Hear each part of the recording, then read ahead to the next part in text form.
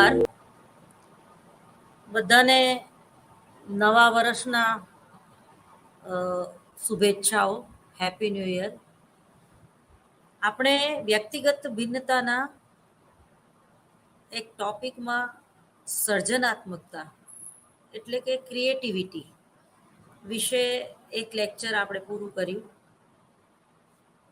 જેની પ્રસ્તાવનામાં તમને સમજાઈ ગયું હશે કે સર્જનાત્મકતા કોને કહેવાય અને સર્જનાત્મકતા એ દરેક વ્યક્તિના જીવનમાં કઈ રીતે મહત્વનો ભાગ ભજવે છે, તેમજ આપણે બધા શૈક્ષણિક કાર્ય સાથે જોડાયેલા છીએ, તો તેના માટે પણ નવા સંશોધનો કરવા માટે, નવું માહિતીનો કઈ રીતે ઉપયોગ કરવો, એના માટે પણ સર્જનાત્મકતા ખૂબ જ અનિવાર્ય છે, જરૂરી છે. આપણે આની પહેલા આવેગાત્મક બુદ્ધિ એટલે શું એ સમજી ગયા, બુદ્ધિ એટલે શું એ સમજી ગયા. આપણા જીવનમાં વારસો અને વાતાવરણની શું અસર છે, અને ખાસ કરીને વાર્તનિક મનોવિજ્ઞાનમાં વ્યક્તિત્વના ઘડતરમાં અને ચણતરમાં બુદ્ધિ સર્જનાત્મકતાનો એક ભાગ ખરો, પણ એ કઈ રીતે જીવનને વધારે સમજવા માટે ઉપયોગી છે, એના વિશે આપણે થોડી ઘણી વાત કરી ગયા.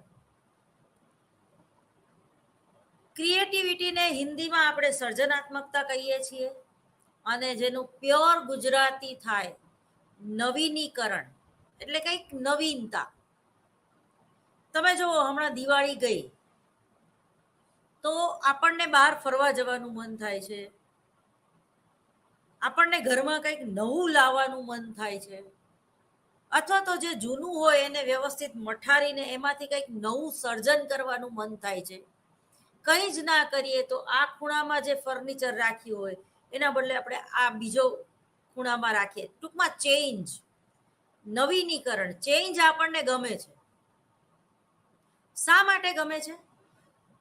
કારણ કે દરેકને પરિવર્તન ગમે છે. રોજ આપણે દાળ ભાત શાક રોટલી ખાઈએ તો એવું બને કે તમને અઠવાડિયે એકવાર પિઝા ખાવાનું મન થાય, એવું બને કે અઠવાડિયે એકવાર તમને હોટલમાં જઈને જમવાનું મન થાય, પણ રોજ તમને હોટલમાં જવાનું એ મન નથી થતું.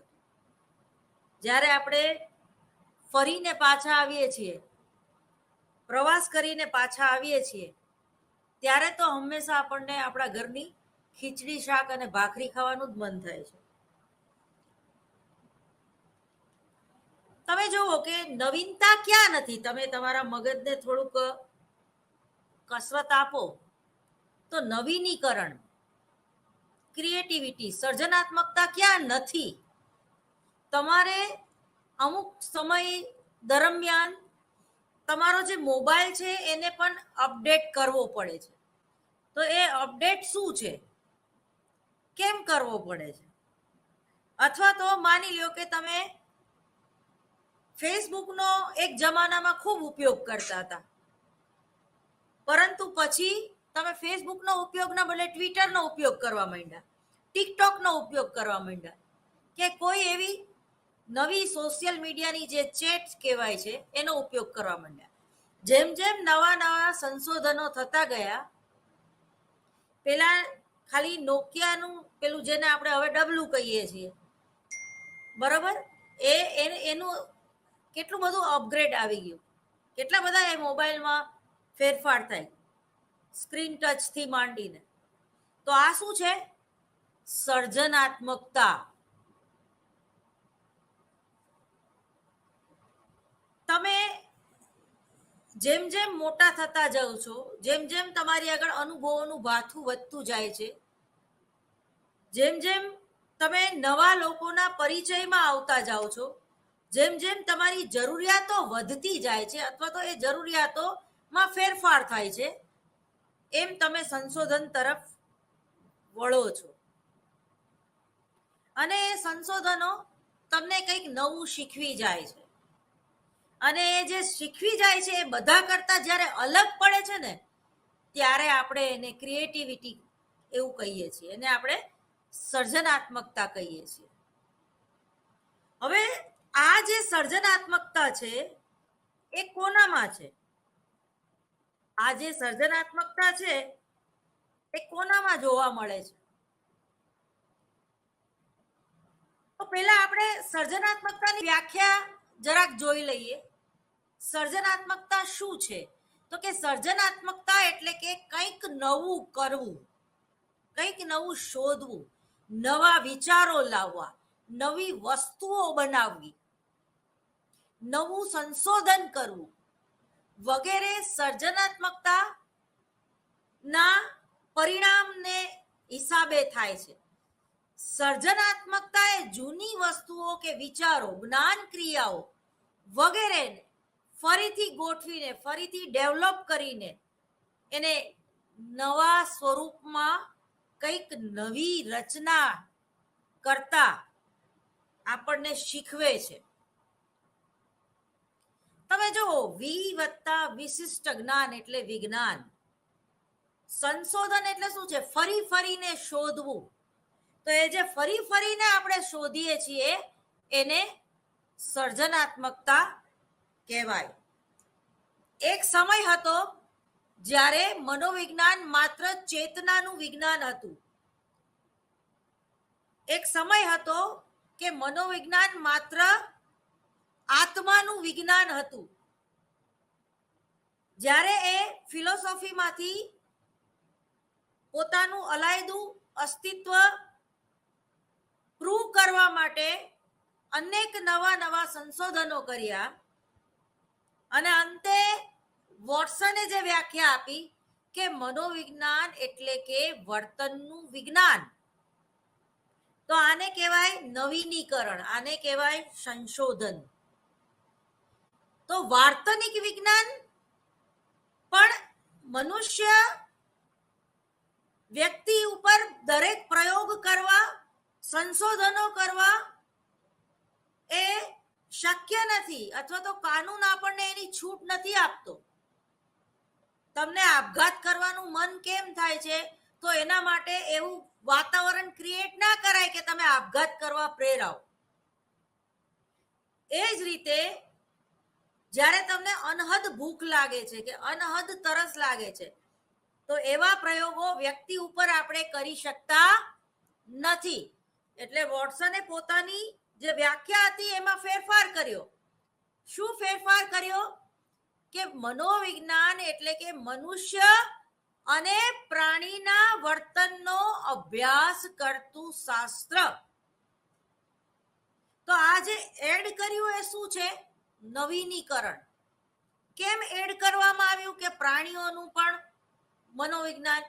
કારણ કે અમુક જે પ્રયોગો છે, અમુક સંશોધનો છે, અમુક વર્તન જે છે એ સમજવા માટે આપણે ચિમ્પાન્ઝી કે વાંદરા, કૂતરા, બિલાડા કે ઉંદર ઉપર આપણે પ્રયોગ કરીએ છીએ. વેલ માછલી ઉપર પણ આપણે પ્રયોગ કરીએ છીએ.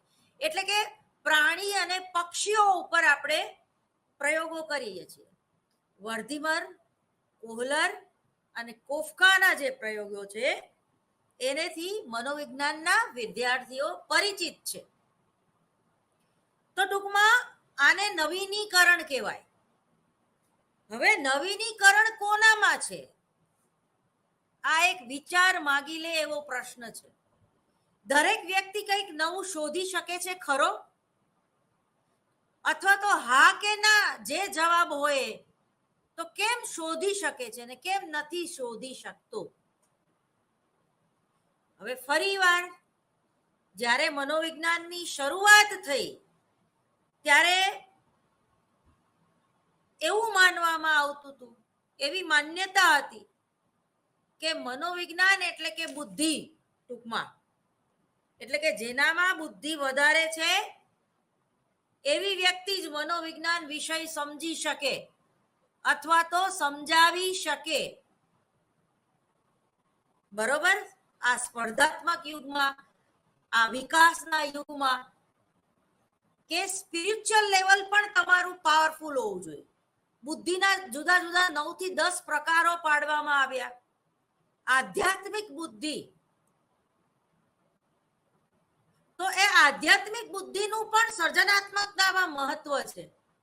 તમારું સ્પિરિચ્યુઅલ લેવલ પાવરફુલ હોય તો ઓછા સમયે તમે ઘણું ક્રિએટ કરી શકો છો. પણ મૂળભૂત વાત એ છે અહીંયા કે બુદ્ધિ તો હોવી જ જોઈએ. 120 140 ટૂંકમાં 120 બુદ્ધિ લબ્ધિ જે લોકો ધરાવે છે એ લોકોમાં પણ સર્જનાત્મકતા જોવા મળે છે. અને 140 ની આસપાસ અબ્દુલ કલામ જેવી વ્યક્તિ જે બુદ્ધિ ધરાવે છે, જે સાયન્ટિસ્ટ છે, જેણે આ દુનિયાને ઘણું નવું આપ્યું છે, તો એનામાં પણ સર્જનાત્મકતા છે. પણ સર્જનાત્મકતા હોય એ તેજસ્વી બુદ્ધિ જ ધરાવતો હોય એ જરૂરી નથી. એ જ રીતે અબ્દુલ કલામ છે, પણ એને શાસ્ત્રીય સંગીત ન આવડતું હોય કે એનામાં કોઈ કલાકીય સર્જનાત્મકતા ન હોય એવું પણ બને. અનિવાર્ય છે. દાખલા તરીકે તમારે 4 વ્હીલ ચાલુ કરવી છે, તમારું એક્ટિવા તમારે ચાલુ કરવું છે, તો તમારી આગળ ચાવી હોવી જરૂરી છે.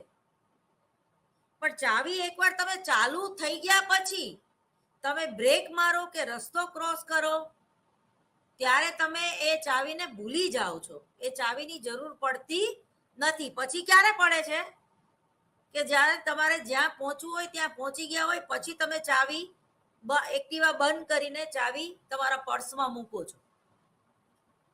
તો બુદ્ધિનું પણ આવું કંઈક છે કે બુદ્ધિની જરૂર છે સર્જનાત્મકતામાં, ક્રિએટિવિટીમાં. પરંતુ એકદમ તમે તેજસ્વી બુદ્ધિ ધરાવો અબ્દુલ કલામ જેવી, એ અનિવાર્ય નથી. દાખલા તરીકે કોઈ ફેશન ડિઝાઇનર, એની આઈક્યુ લેવલ 110 થી 120 ની વચ્ચે હોય, છતાં એનામાં ક્રિએટિવિટી જોવા મળે છે. ઘણા લોકો તો સર્જનાત્મકતા એટલે બુદ્ધિ અને બુદ્ધિ એટલે સર્જનાત્મકતા, ના, એવું નથી. બની શકે કે તમે ખૂબ જ સારા વક્તા હોય, મુરારી બાપુ કે રમેશભાઈ ઓઝા કે કાજલ ઓઝા વૈદ્ય કે જય વસાવડા, કોઈ પણ વ્યક્તિને લઈ લો, તો એ સારા વક્તા હોય પણ એનામાં કોઈ સર્જનાત્મકતા ન હોય એવું બને. પોતાની રીતે કોઈ પુસ્તક ના લખ્યું હોય એવું બને. કોઈ 2-4 વ્યક્તિના સંદર્ભ લઈને પોતાના નામે છપાવી દીધું હોય એવું બને. ગુણવંત શાહે જે કર્મનો સિદ્ધાંત લખ્યો અને એમાં જે વિષાદ યોગ હતો અને એના ઉપરથી આખું કૃષ્ણાયન પુસ્તક લખી નાખવું, તો એ સર્જનાત્મકતા કહેવાય કે નહીં એ એક પ્રશ્ન છે. સર્જનાત્મકતા એટલે આઉટ ઓફ બોક્સ.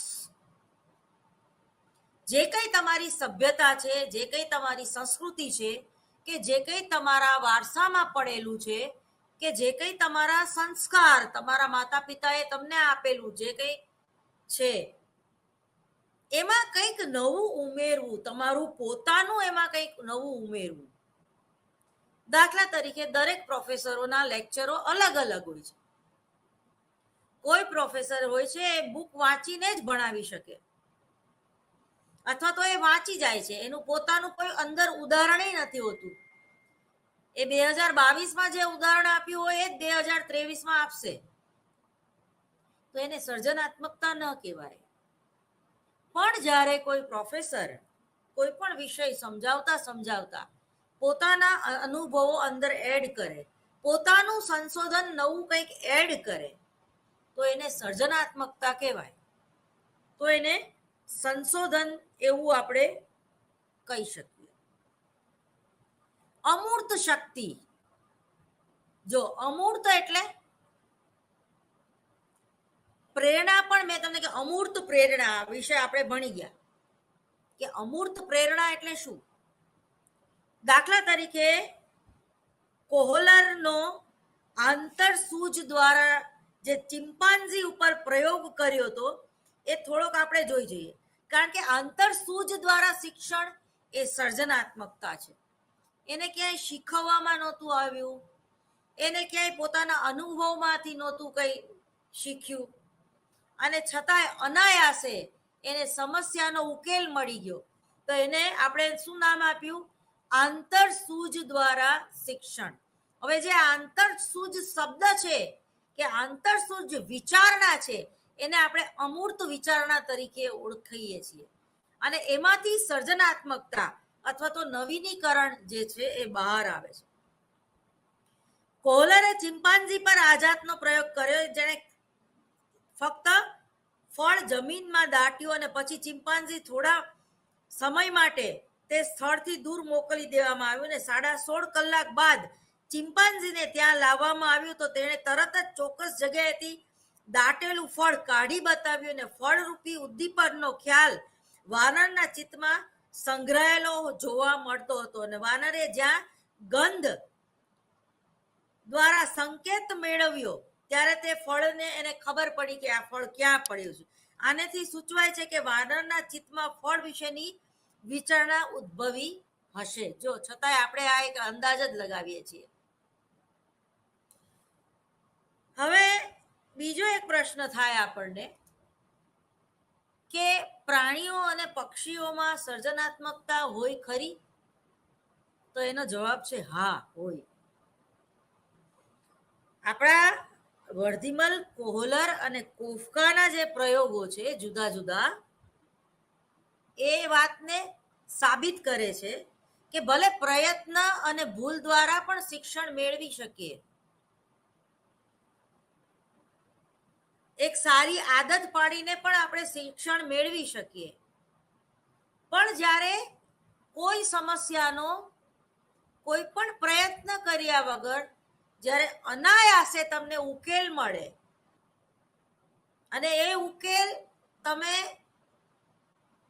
ઘણી બધી વસ્તુઓમાં એનો ઉપયોગ કરો, રૂપાંતરીકરણની પ્રક્રિયા, એવું આપણે ભણી ગયા છીએ મનોવિજ્ઞાનમાં. તો અહીંયા જે સમસ્યા હતી એમાં અનાયાસે એક સૂઝ હતી તમારી અને એ પ્રોબ્લેમ તમે સોલ્વ કરી શક્યા. હવે જે અનુભવનું ભાથું, એક પહેલી વાર જે તમે સક્સેસ ગયા, સફળ ગયા, એટલે એ ઘટનાને, એ વાતને તમે યાદ રાખશો, તમારા માનસમાં એ સંઘરી રાખશો કે મેં આવું આવું કર્યું હતું તો મને આ સમસ્યામાંથી ઉકેલ જડી ગયો હતો. હવે સર્જનાત્મકતા વિશે ક્રો અને ક્રો અનુસાર સર્જનાત્મકતા કોને કહેવાય? તો કે સર્જનાત્મકતા એ મૂળ પરિણામોને વ્યક્ત કરવાની માનસિક પ્રક્રિયા છે. મૂળ પરિણામોને વ્યક્ત કરવાની માનસિક પ્રક્રિયા એટલે કે સર્જનાત્મકતા. તો તમે જુઓ કે સર્જનાત્મકતા ચકલી માળો બનાવે છે કે ટીટોળી કેવો સરસ માળો બનાવે છે, જેને આપણે શોપીસ તરીકે આપણે ઘરમાં પણ એને સ્થાન આપીએ છીએ. એટલો સરસ માળો બનાવે છે. તમે અમુક સોશિયલ મીડિયાના બેકગ્રાઉન્ડ ઉપર જોતા હશો કે ચકલી કે ટીટોળી કે કોયલ કેટલો સરસ કે પોતાનો માળો બનાવે છે. અને એ ગમે એટલું વાવાઝોડું કે પવન આવતા પણ પડી નથી જતો. એ ગૂંથણી એની એવી રીતે હોય છે કે જે તમે ને હું એવી રીતે બનાવવા જઈએ તો બને નહીં કદાચ. તો એને સર્જનાત્મકતા કહેવાય, જે મારામાં અને તમારામાં આવડત નથી. તો આ સર્જનાત્મકતા મૂળભૂત રીતે આપણી જરૂરિયાતોમાંથી ઉદ્ભવે છે, અને નિરંતર જરૂરિયાતો છે એ જન્મથી મૃત્યુ સુધી ચાલતી રહેવાની પ્રક્રિયા છે. કોઈ વ્યક્તિ પીએચડી થઈ જાય પછી એને નવું જાણવાની ઈચ્છા જ ન થાય એવું ના બને. જોકે એવા પ્રોફેસરો હોય છે કે એને પોતે પીએચડી ઇન્ક્રીમેન્ટ મેળવવા માટે કર્યું હોય, તો એવું બને કે પીએચડી થઈ ગયા, ડિગ્રી હાથમાં આવી ગઈ, ઇન્ક્રીમેન્ટ વધી ગયો, એટલે પછી હવે એને કોઈ નવા જ્ઞાનમાં રસ ન રહે એવું બને.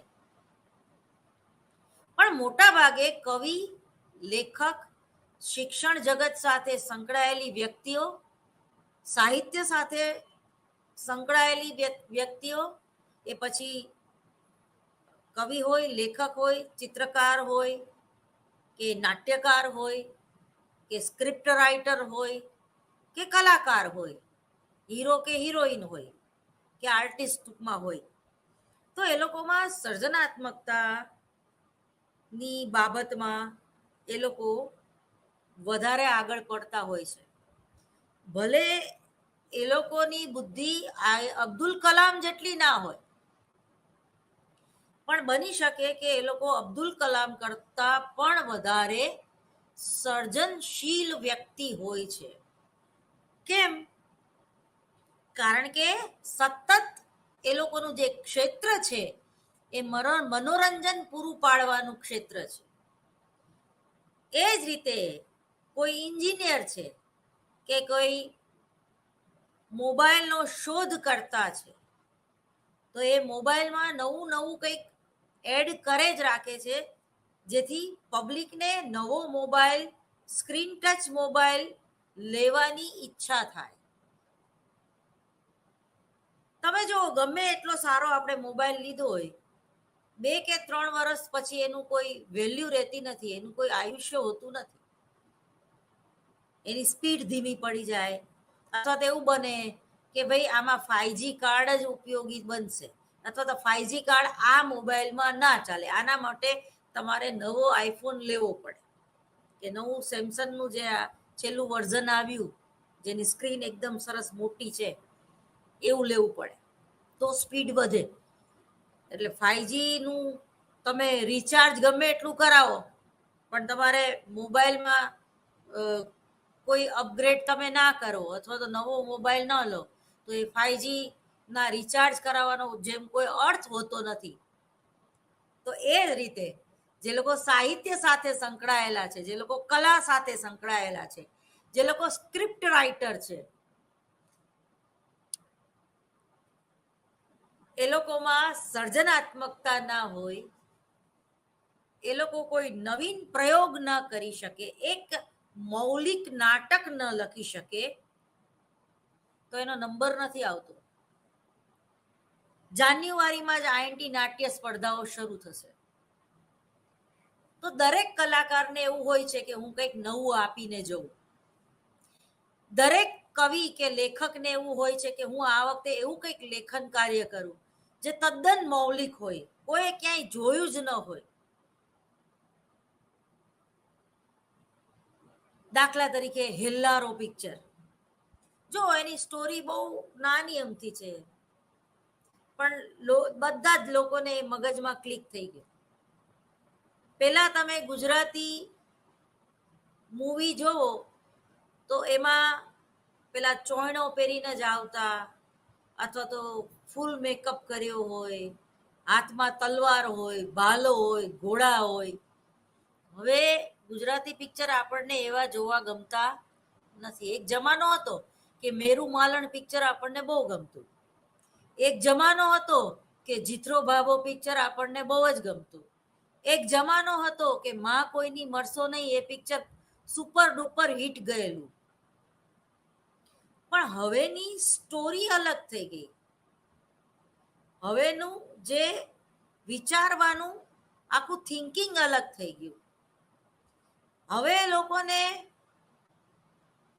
એ કપડામાં, એ તલવારમાં, એ ભાલામાં કે એ ગરબા રમવામાં બહુ રસ નથી રહ્યો, પણ એને કંઈક નવું વર્ઝન આપ્યું. હેલ્લારોમાં જે રીતે ઢોલથી સ્ત્રીઓ રમે છે, તો એમાં કંઈક નવીનીકરણ છે.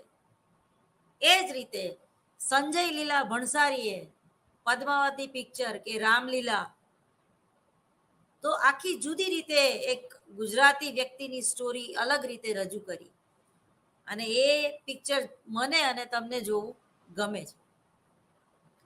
વચ્ચેનો સમય એક એવો આવ્યો કે એમાં મ્યુઝિકને વધારે મહત્વ આપવામાં આવતું. ચુરા લિયા હે તુમને જો દિલ કો, નજર નહીં ચુરાના સનમ, આ બધા ગીત આપણને આજની તારીખે યાદ છે. ફેશનને લઈ લ્યો, જાહેરાતના ક્ષેત્રને લઈ લ્યો, ટૂંકમાં કલાના ક્ષેત્રને લઈ લ્યો, તો એમાં ડગલે ને પગલે, કૂદકે ને ભૂસકે નવીનીકરણ જોવા મળશે, કારણ કે એમને ટકી રહેવું છે. એ જ રીતે વોશિંગ મશીનની ડિઝાઇનથી માંડીને ટીવીની ડિઝાઇન, મોબાઈલથી માંડીને તમારા ઘરના ફર્નિચર સુધી દરેકમાં નવીનીકરણ હોય તો જ મજા પડે. બરોબર? હવે આપણે નળિયાના ઘરમાં રહેતા નથી, પરંતુ એન્ટિક પીસ તરીકે, એક 100 પીસ તરીકે ઉપર નળિયા બનાવીએ છીએ. એ ખાલી 100 પીસ તરીકે જ એનો આપણે ઉપયોગ કરીએ છીએ. તો આને કહેવાય નવીનીકરણ. પાછું એક ચક્ર આખું આવે છે કે પાછું રામ રાજ્ય જેમ આવી જાય, તો એમ આપણે જૂની વસ્તુઓ તરફ પણ ઢળતા જઈએ છીએ. કારણ કે ભલે એ જૂની વસ્તુ રહી, એન્ટિક પીસ તરીકે આપણે એને 100 પીસ તરીકે આપણા ઘરમાં રાખીએ છીએ. દાખલા તરીકે જૂનું ફાનસ, તો એ જ્યારે તમે એમાં શું નવીનીકરણ કર્યું, તો કે ફાનસમાં આપણે કેરોસીન પૂરતા અને વાટથી એ દીવો થતો ને આપણે લટકાડતા, એના બદલે શું કર્યું, આપણે બલ્બ મૂકી દીધો. એ જ રીતે જે કોડિયામાં અત્યારે આપણે દિવાળીમાં દીવા કર્યા, તો હવે પેલા ચાઇનીઝ દીવા આવી ગયા છે. પાણી નાખો અને એ જે સેલ હોય એ ભીનો થાય અંદર, અને એનેથી દીવો પ્રજ્વલિત થાય. એ જ રીતે શૂટિંગમાં પણ કૃત્રિમ અગ્નિ દેખાડવામાં જે આવે છે, એ ખરેખર અગ્નિ હોતી નથી, એનેથી કંઈ દજાતું નથી. તો આને શું કહેવાય? નવીનીકરણ. એ જ રીતે પહેલા આઉટડોર શૂટિંગમાં વારંવાર જવું પડતું, હવે સ્ટુડિયોમાં જ તમે આઉટડોર શૂટિંગ એ ઘણીવાર ક્રિએટ કરી શકો છો. પાછળ ઝાડપાનનું તમે ચિત્ર વોલપેપર લગાડીને આગળ હીરો ને હિરોઈનને ડાન્સ કરાવી શકો છો. એ જ રીતે કરાઓકે સિસ્ટમ જે છે, જેમાં મ્યુઝિક તૈયાર મળે છે, તમારે ખાલી ગાવાનું જ હોય છે, ટાઈમિંગ સાચવવાના હોય છે, તો એને શું કહેવાય? નવીનીકરણ. ખર્ચો ઓછો થાય છે એમાં, પરંતુ ઘણીવાર નવીનીકરણ રહેતું નથી. કે બેન્જો વાગતું હોય અને તમે ગીત ગાઓ, એની એક નોખી મજા છે.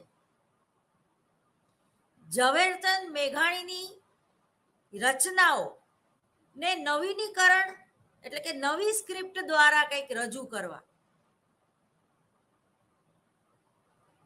ધ્રુવ ભટ્ટની વાર્તાઓને નાટકની થીમમાં લાવીને કંઈક જુદી રીતે રજૂ કરવા, તો આને કહેવાય નવીનીકરણ. ઝવેરચંદ મેઘાણી અને રવિન્દ્રનાથ ટેગોરની વચ્ચે માત્ર એક જ વાર મુલાકાત થઈ હતી, અને એ માત્ર એક જ વાર મુલાકાતને હિસાબે જે ઝવેરચંદ મેઘાણીમાં નવીનીકરણનો એક કોન્સેપ્ટ ઉત્પન્ન થયો, તો એ કસુંબીનો રંગ મને લાગ્યો કસુંબીનો રંગ. તો આ કસુંબીનો રંગ એ શું છે? તો એ નવીનીકરણ, એ શબ્દ જે છે એ આજની તારીખે મારા અને તમારા માટે એકદમ નવો છે. હેલ્લારો, તો હેલ્લારો એટલે શું વળી? તો આ જે બધા જે શબ્દોની માયાજાળ છે એમાં પણ સર્જનાત્મકતા આપણને ગમે છે અને એને પણ એક સમજવાની એક જુદી મજા છે. તો મેં તમને કીધું એમ કે હવે આ જેમ્સ ડ્રેવરની આપણે એક વ્યાખ્યા જોઈ જઈએ, જેમણે જેમ્સ ડ્રેવરે આપણને એક નિવેદન કરેલું છે એ અર્થમાં છે. તો જેમ્સ ડ્રેવર કહે છે કે સર્જનાત્મકતાની વ્યાખ્યા એ સર્જનાત્મક મુખ્ય નવા સર્જન ઉત્પાદનમાં રહે, એટલે ઉત્પાદન કરવું કંઈક નવું. જો ઇન્ડસ્ટ્રીયલ સાયકોલોજી, ઉત્પાદકતા, સંગઠનાત્મક મનોવિજ્ઞાન, અહીંયા ઉત્પાદકતાના સંદર્ભમાં જેમ્સ ડ્રેવરે વાત કરેલી છે. એટલે એમનું કહેવાનું એમ છે કે મૂળભૂત ઉત્પાદન તરીકે માનવ મનની સ્વીકૃતિ દ્વારા સર્જનાત્મકતા, અભિવ્યક્તિ અને પ્રમાણીકરણની ક્ષમતા અને પ્રક્રિયા. તમે જુઓ કે મનોવિજ્ઞાનની એક શાખા છે પ્રાયોગિક મનોવિજ્ઞાન. તો આ જે પ્રાયોગિક મનોવિજ્ઞાન છે એમાં નવીનીકરણ ક્યાંય જોવા મળે છે ખરું? ના, નથી જોવા મળતું. કે જોવા મળે છે? દાખલા તરીકે ધ્યાનનો પ્રયોગ,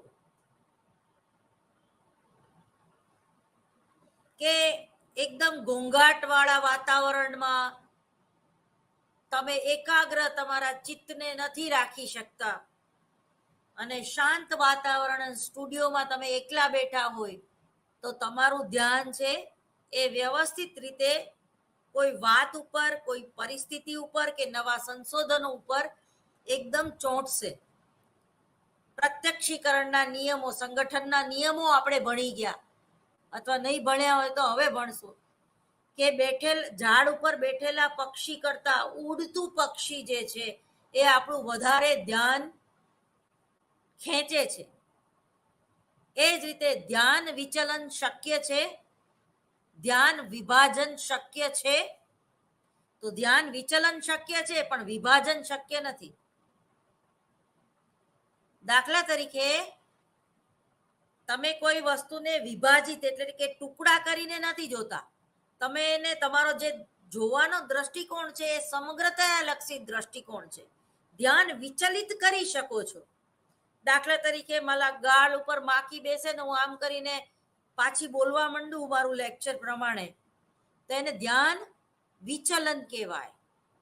એ જ રીતે અષ્ટાંગ યોગ, ગાંધીજી પોતાના જમણા અને ડાબા હાથે લખી શકતા હતા અને ગાંધીજીના ગુરુ તો એનાથી પણ મહાન હતા. એક હારે 8 કામ કરી શકતા હતા. તો આને કહેવાય ધ્યાન વિચલન, ધ્યાન વિભાજન નહીં. તો આ જે સંશોધન થયું, પણ એનેથી આગળના સંશોધનમાં તો આપણે પહોંચ્યા જ નહીં. ધ્યાનની ઘણી બધી ટેકનિક છે પણ એમાં ઘણા વખતોથી કોઈ પરિવર્તન નથી આવ્યું, કઈ એના ઉપર કઈ સંશોધન નથી. દાખલા તરીકે સંવેદન અને પ્રત્યક્ષીકરણ, આ ટોપિક જ એવો છે કે તમે પીએચડી ના સ્ટુડન્ટ તરીકે તમારે આના ઉપર સંશોધન કરવું હોય તો તમારે શું કરવું પડે? તમારે નવી પ્રશ્નાવલી જ બનાવવી પડે આખી. કારણ કે સંવેદન સબ્જેક્ટ જ એવો છે કે સંવેદન ક્યાં થાય છે? સમગ્રતા લક્ષી દ્રષ્ટિકોણ, બરોબર, સમષ્ટિ દ્રષ્ટિકોણ. મનોવિજ્ઞાનના સિદ્ધાંતો અને સંપ્રદાયો, મારું લખેલું પુસ્તક છે ડોક્ટર નેહા રાવલ, ક્યારેક વાંચજો. તો આના ઉપર પ્રયોગો જે છે એ ખૂબ મર્યાદિત છે. પ્રત્યક્ષીકરણ, સંવેદન, ધ્યાન, પણ નવું કંઈક ક્રિએટ કરવું હોય તો કરી શકાય, મહેનત માગી લે, સમય આપવો પડે તમારો. પણ જો તમે એકવાર નક્કી કરી લ્યો તો તમારા પીએચડીના સંશોધનોમાં પણ તમે આવા કંઈક પ્રયોગો લઈ શકો, આવા કંઈક સંશોધનો લઈ શકો. દાખલા તરીકે ક્રિએટિવિટી. તો હવે આમાં શું કરશો? અભિરુચિ, અભિયોગ્યતાઓ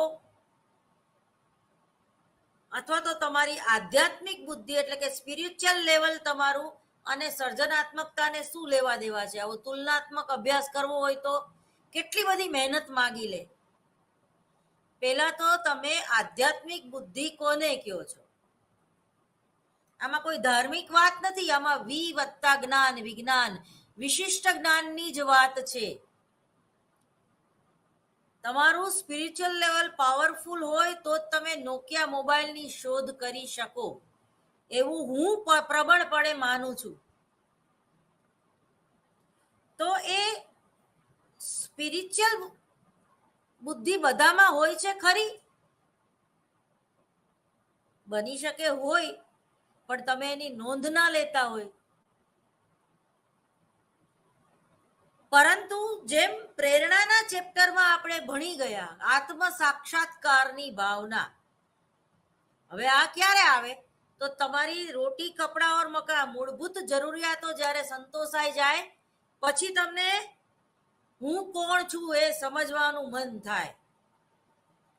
અને મનુષ્ય યોની છે એ કામ, ક્રોધ, લોભ, મોહ, મમત્વ, માયાજાળમાંથી જલ્દીથી છૂટતું નથી આપણેથી, કારણ કે અંતે તો આપણે માણસ છીએ. પણ હા, ઈશ્વરનો અંશ આપણામાં 100% રહેલો છે. અહમ બ્રહ્માસ્મિ. એટલે આધ્યાત્મિક સ્પિરિચ્યુઅલ લેવલ તમારે ડેવલપ કરવું પડે.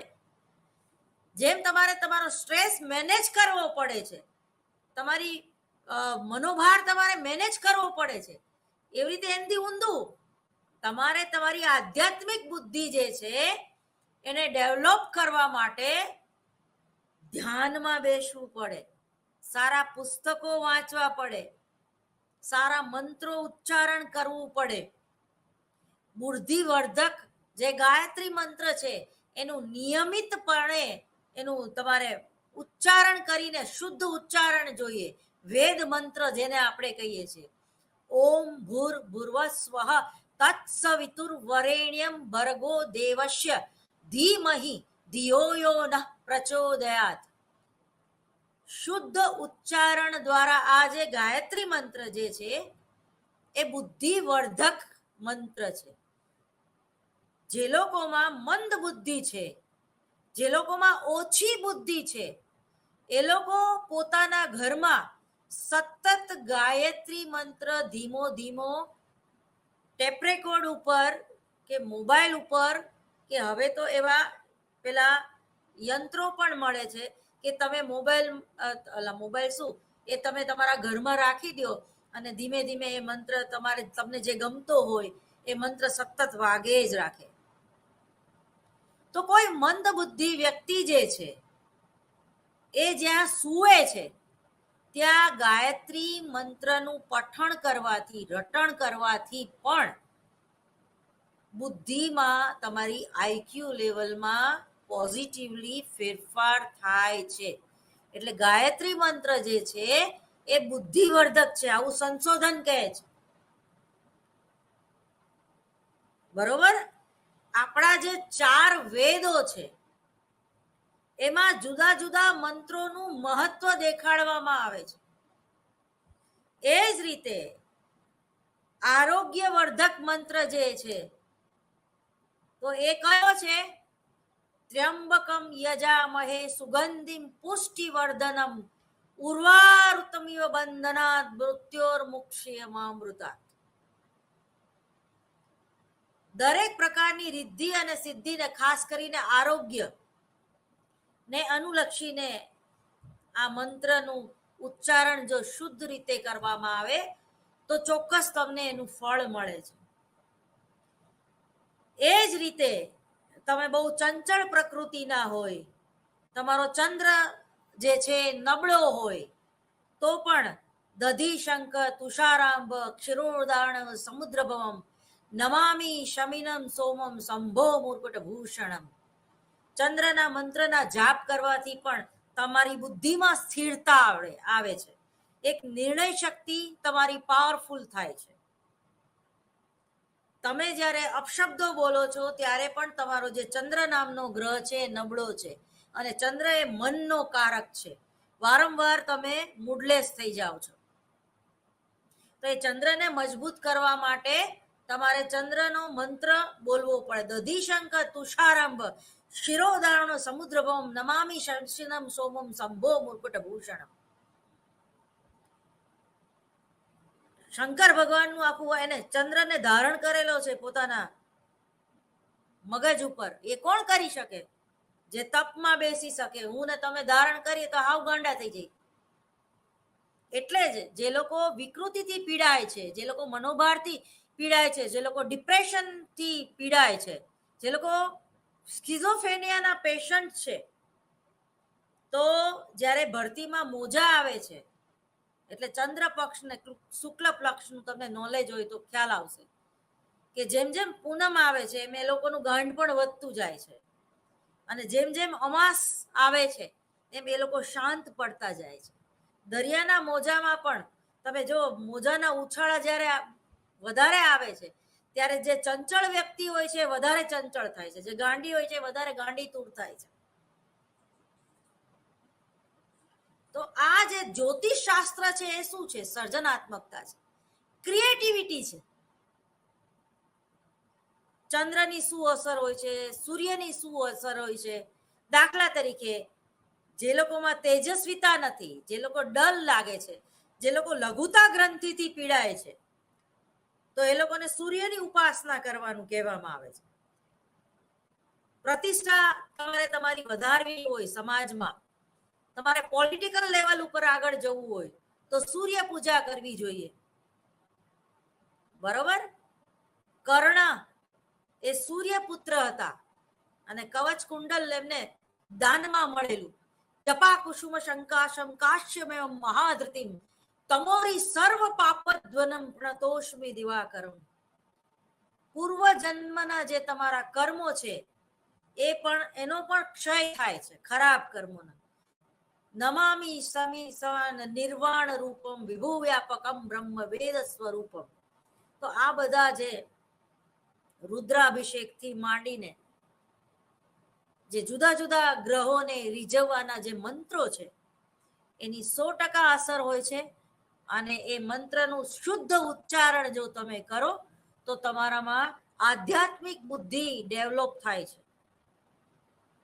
અને આધ્યાત્મિક બુદ્ધિ જો તમારામાં ડેવલપ થાય તો તમારામાં સર્જનાત્મકતા આવે છે. તમે કંઈક સર્જન કરી શકો છો.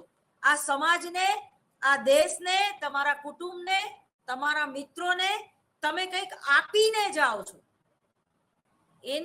એની છાયામાં આપણે હોય છે. દાખલા તરીકે દ્રોણાચાર્ય પાંડવોના પક્ષ હતા તો એને એક રક્ષા મળી. એવી રીતે જ આપણા વડીલ કે શુદ્ધ આત્મા જેને કહીએ છીએ, સારા કર્મો કર્યા હોય એવી વ્યક્તિ જ્યારે આપણી આસપાસ રહે છે ત્યારે આપણને એનું રક્ષણ મળે છે. આપણે ભલે ગમે એટલા કુકર્મ કર્યા હોય પણ એ ક્યાંક આપણા બાપ દાદાનું તપતું હોય છે, એને આધ્યાત્મિકતા કહેવાય. અને જેવી એ વ્યક્તિ આપણા ઘરમાંથી વિદાય લે છે કે મૃત્યુ પામે છે, અચાનક આપણા ઉપર દેવું આવી જાય છે, અચાનક ઘરમાં બધા ઝઘડવા માંડે છે, અચાનક અંદર અંદર માથાકૂટ શરૂ થઈ જાય છે. એટલે જ આપણે એમ કહીએ છીએ કે શુભ લક્ષ્મી, આસુરી લક્ષ્મી પણ હોય છે, પણ શુભ લક્ષ્મી જ્યારે આપણા ઘરમાં આવે છે ત્યારે એ વધે છે. આપણે વધે છે એટલે આપણે એને સારી રીતે ભોગવી શકીએ છીએ. પરંતુ ભ્રષ્ટાચારથી કરેલી લક્ષ્મી જ્યારે આપણે મેળવીએ છીએ ત્યારે આપણા કુટુંબનું, આપણા કુળનું ધનોત્પનોત નીકળી જાય છે.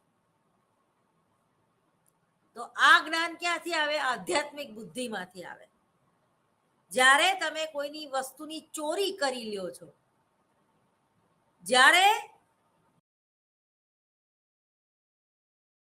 મોરબીની બહુ કરુણ ઘટના આપણે 2 દિવસ પહેલા જોઈ, સાંજે 6:30 31 તારીખે એટલે કે રવિવારે જે ઘટના બની અને પુલ આખો તૂટી પડ્યો પાણીમાં અને 130 લોકોની જે જાનહાનિ થઈ, અને આપણે જે વોટ્સએપમાં એ લોકોના ફોટા જોઈએ છીએ, જેને તો હજી ખબર નથી કે જીવન શું છે, જે જીવ્યા જ નથી, 5-6 વર્ષના કુમળી ઉંમરના બાળકો, કેટલા લોકો મૃત્યુ પામ્યા. એનું જવાબદાર કોણ? આ ભ્રષ્ટાચાર, આ ભ્રષ્ટ સિસ્ટમ.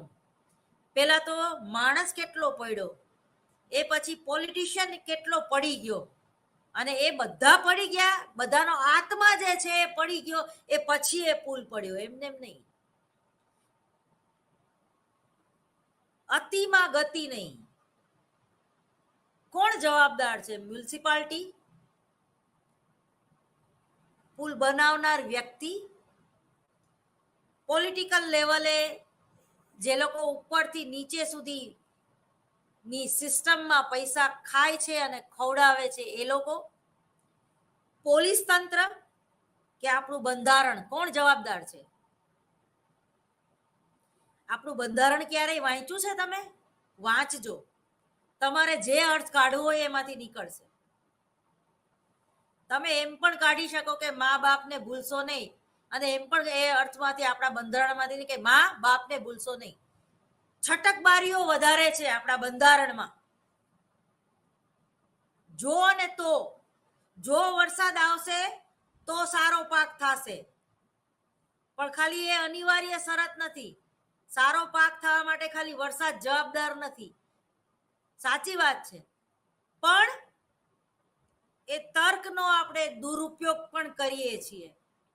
સૌથી પહેલા તો વરસાદ જ જવાબદાર હોય ને, પછી એક સારું બીજ કે માટી, ધરતી કે જે કઈ વ્યક્તિ હોય એ જવાબદાર હોય, કે ખેડૂત જે છે એ જવાબદાર હોય, પણ સૌથી પહેલા તો વરસાદ જ જવાબદાર હોય. તો એ જ રીતે સૌથી પહેલા તો જે તે વર્તમાન સરકાર જે છે એ જવાબદાર છે, અને 100% આની અસર ચૂંટણી ઉપર પડશે. બોમ્બેમાં રહેતી વ્યક્તિ કે નગરપાલિકામાં આઈએસ ઓફિસરોથી માંડીને એન્જિનિયર સુધીના વ્યક્તિ કેટલા સ્માર્ટ અને હોશિયાર હોય છે, તો એક મોરબી જેવી નાના ગામની વ્યક્તિઓમાં રહેતી વ્યક્તિઓએ કયો ગુનો કર્યો કે એ લોકોને ડોબા જેવી વ્યક્તિઓ તમે સત્તા સ્થાન ઉપર બેસાડી દો? અને આ કેવી સિસ્ટમ કે જે પટાવાળો હોય એ ગમે ત્યારે ક્લાર્ક બની શકે, ને ક્લાર્કથી મોટો અધિકારી પણ બની શકે. એની આઈક્યુ લેવલ શું છે એ જોવાની ફરજમાં નથી આવતું આ સરકારને.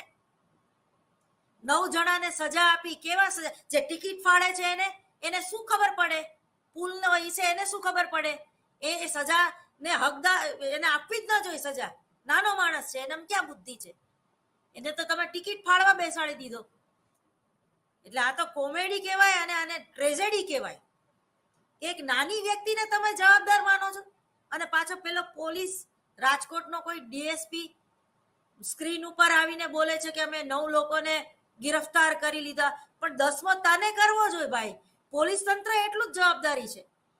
4 દિવસથી પુલ ઉપર લોકો ચાલતા હતા, 12 કે 15 રૂપિયાની ટિકિટ હતી, તો તમને પોલીસની જવાબદારી નથી કે આ પુલ કેવી રીતે ચાલુ થયો, એનું પ્રમાણપત્ર છે કે નહીં, મંજૂરી લીધી છે કે નહીં? અને નગરપાલિકાના અધિકારીઓ પણ એમ કહે છે કે ભાઈ આ પુલની મંજૂરી તો અમે આપી જ નથી. તો ક્યાંક ને ક્યાંક આપણે ક્રિએટિવ નથી, ક્યાંક ને ક્યાંક આપણામાં જ્ઞાનનો અભાવ છે. જે સત્તાધીશો છે એ લોકોમાં કોઈ આવડત નથી. આપણા સીએમ જોવો, ખુરશીને શરમાવે એવા છે. એ લોકોને કઈ રીતે બોલવું એની પણ સેન્સ નથી. આનાથી વધારે શું બોલું હું? પ્રજા પણ એટલી જવાબદાર છે. તમે જુઓ કે ત્યાં અમુક લોકો જે વિડીયો બહાર આવ્યા, તો એમાં એ પુલ ઉપર ઠેકડા મારે છે. જો કે ઠેકડા મારવાથી એ તૂટવો તો ના જોઈએ, પણ દરેક પુલની એક કેપેસિટી હોય છે અને એક એની ડિઝાઇન જે છે. અને આ જે છે પુલનું કોન્ટ્રાક્ટ કોને આપ્યું હતું? તો કે જે લોકો એલઈડી બનાવે છે, જે લોકો બલ્બ બનાવવાની ફેક્ટરી છે, એ લોકોને આ કોન્ટ્રાક્ટ. હવે એ લોકોને આમાં શું ખબર પડે? તમે સ્મૃતિ ઈરાનીને પોલિટિકલ લેવલે કોઈ પદ આપી દો કોઈ કલાકારને અથવા તો મને, તો એ યોગ્ય છે ખરું? જે જેનું કામ. મને અત્યારે કોઈ એમ કે બેન આ લાઈટ બંધ થઈ ગઈ છે, તો એ લાઈટ તમે રિપેર કરી શકો ખરા? તો મારે ના જ પાડવી પડે, ના એ મારું કામ નથી. આનેથી વધારે અઘરું કામ હું કરી શકીશ, લેક્ચર લેવાનું, પણ એ લાઈટ તો રિપેર નહીં કરી શકું. તો એવી રીતે જ બિચારો ઓલો ટિકિટ ફાળવા વાળાને શું ખબર કે આ પુલ કેવો છે, અથવા તો આની કેપેસિટી એટલે શું, કે 100 થી વધારે હું ટિકિટ ફાડીશ. હા, નિયમ હોવો જોઈએ એને, પણ કોઈએ કીધું તું ખરું? કોઈ જે તે અધિકારીઓએ? તો આપણી જે સિસ્ટમ છે ને એ બોધી સિસ્ટમ છે. તો આ સિસ્ટમ બોધી હોય તો જવાબદાર કોણ? તો કે સરકાર, જે તે વર્તમાન સરકાર હોય. ક્રિએટિવિટી તમે જો, કોઈ એક વ્યક્તિમાં સર્જનાત્મકતા હોત એટલે સૂઝ કે નવીનીકરણ, કે સામે મને 100 માણસો દેખાય છે, મારે નથી જવું, મારું જાનનું જોખમ છે. પ્રજાને પણ એવો વિચાર આવ્યો ખરો? તો એક વ્યક્તિ પણ જ્યારે ઘરમાં હોય ને તો આખા ઘરને તારે, અને એક ડોબી હોય ને તો ઈ જેમ એક ફળ જે છે એ બગડી ગયું હોય, કેરીનું એક ફળ છે એ બગડી ગયું હોય, તો આખી કેરીને એ બગાડે, દૂષિત કરે. તો એવી રીતે એક કોઈ ભ્રષ્ટ અધિકારી જે છે એનું આ પરિણામ છે. તો હવે એને કહેવાય આસુરી લક્ષ્મી. ઘણાના જીવ લઈને જે લક્ષ્મી તમે ભેગી કરી હોય, ખોટા ટેન્ડર પાસ કરાવીને ઉપરથી નીચે સુધી પૈસા વેરીને તમે તમારું ટેન્ડર પાસ કરાવો, અને આવા 150 કે 130 લોકો જ્યારે મૃત્યુને વરે છે એ લોકોના પાપે, ત્યારે એને કુકર્મ કહેવાય. અને એ કુકર્મની પેલી જે છે અસર એ બધાએ ભોગવવી પડે છે. સૂકાની પાછળ ઘણીવાર લીલું પણ બળે છે. હવે ખરેખર જે ગુનેગાર છે એને કેવી રીતે પકડવાને એ પણ એક સર્જનાત્મકતા છે. તમે હાવ સામાન્ય માણસોને 9 જણાને પકડી લીધા, હું તો એવું માનું છું કે એ 9 માંથી એકેય જવાબદાર નથી. સૌથી પહેલા તો જે મેનેજર છે એની પાસે કઈ ડિગ્રી છે? એન્જિનિયર છે મેનેજર? એની ડિગ્રી શું છે? તમે જુઓ કે નગરપાલિકાથી કોઈ પણ સરકારી તંત્રમાં જે ભરતીની પ્રક્રિયા છે એ જ દૂષિત છે. ઘણીવાર એવું નથી લાગતું કે તમારી ડિગ્રી કંઈક જુદી હોય ને તમે કામ કંઈક અલગ કરતા હોય?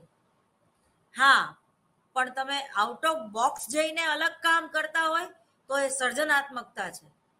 પણ તમને કંઈ આવડતું ન હોય ને તમારે કરવું પડતું હોય, ત્યારે તમારા એકના લીધે ઘણા બધા દુઃખી થાય છે. તો હવે પછી ચૂંટણીમાં જે વાત હશે, એટલે કે સેન્ટ્રલ ઓફ એટ્રેક્શન,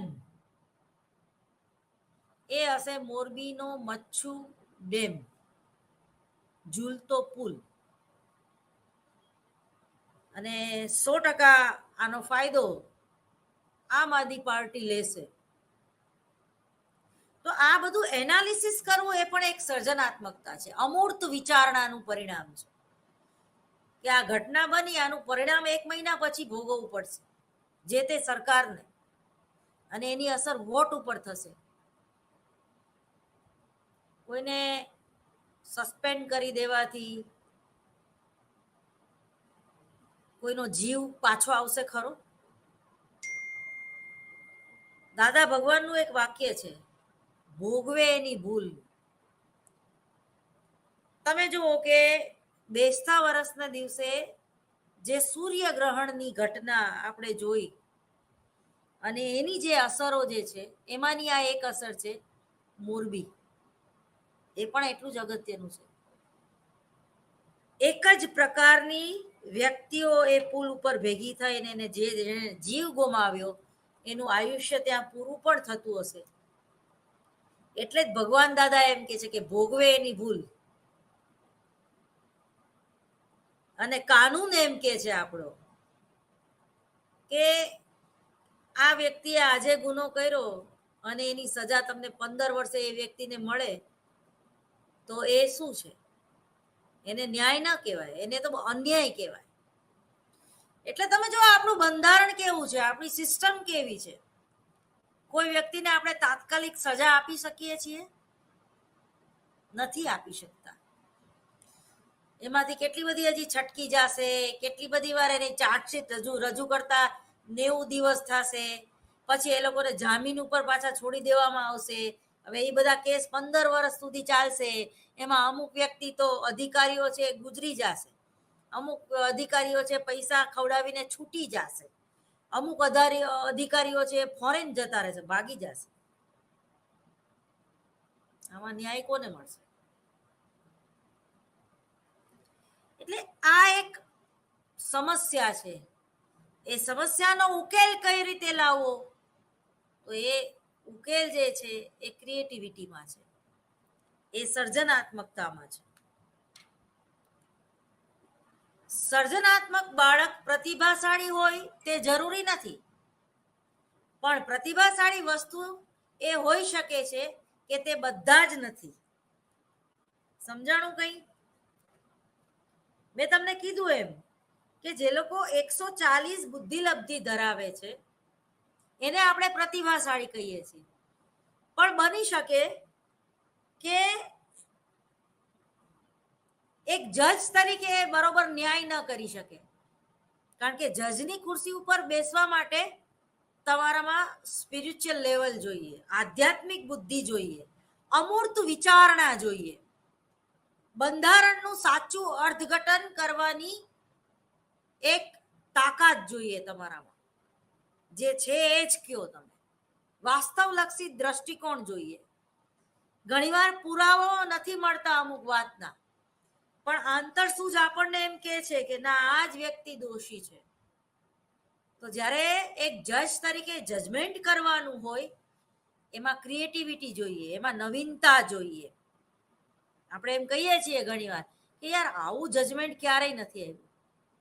જન્મટીકની સજા કોઈને આવાવતમાં નથી થઈ, પણ આને થઈ. બરોબર? તો એ જે છે વકીલ તરીકે કેસ લડવો, જજ તરીકે જજમેન્ટ આપવું, તો એમાં ક્રિએટિવિટી જોવા મળે છે.